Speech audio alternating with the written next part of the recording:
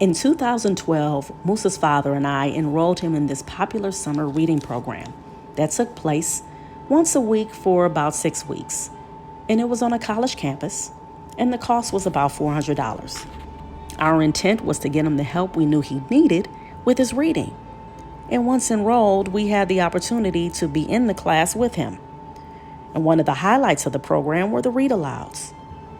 And let me just tell you, the person who was facilitating the class, the one who was reading aloud to the children, was not engaged, was not active, was not making that book come to life. In fact, just simply boring. And so I decided after the program was over, I was going to give that feedback to the organizers of the program. But also a light bulb went off in my head. And I said, well, I'm already reading aloud to my children. I already know how to make the books come to life and be engaging. How about I start a program like this for our Black children in particular? Well, why are just our Black children? Well, because majority of the children in the program that were there, they were Black. And so you have Black families who are definitely understand and are aware that our children need that extra boost, that extra help in reading. But throughout my research, I found that the children who really needed the help the most when it comes to reading are children who come from underserved and low-income communities.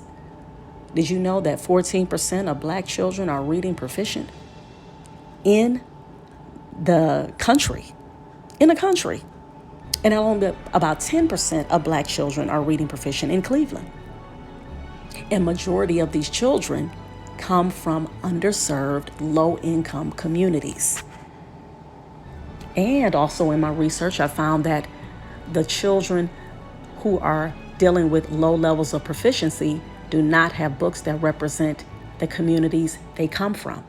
So a lot of our Black children are not having books that represent Black people, Black culture, Black experiences, Black history, or books that even recognize or uplift other ethnicities.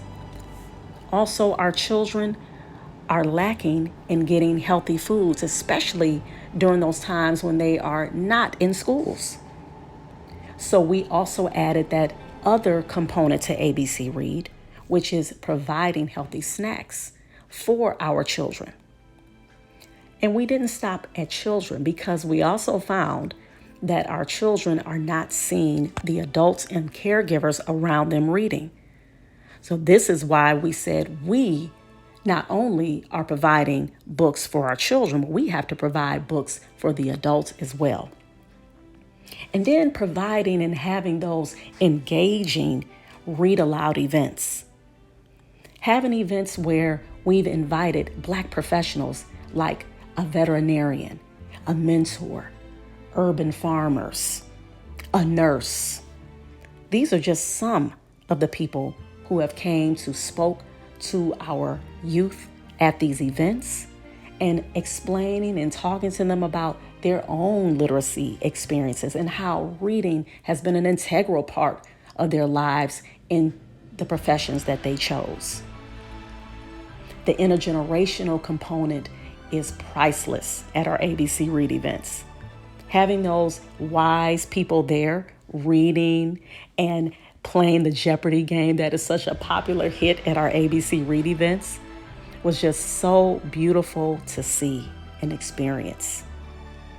So ABC Read has definitely been filling in the gaps here in Cleveland, but we want to take it a step further.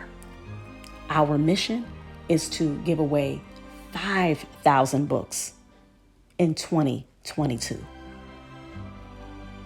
Again, ABC Read's mission is to develop and nurture a culture of literacy in the Black and underserved communities.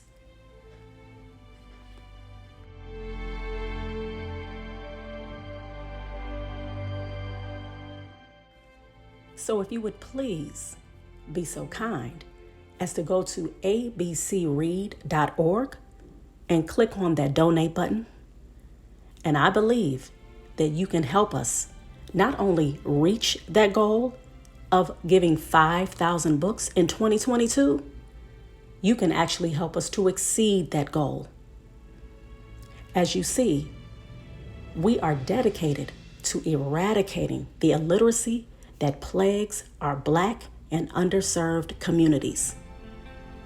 And with your help, I know and I believe we can make this happen together.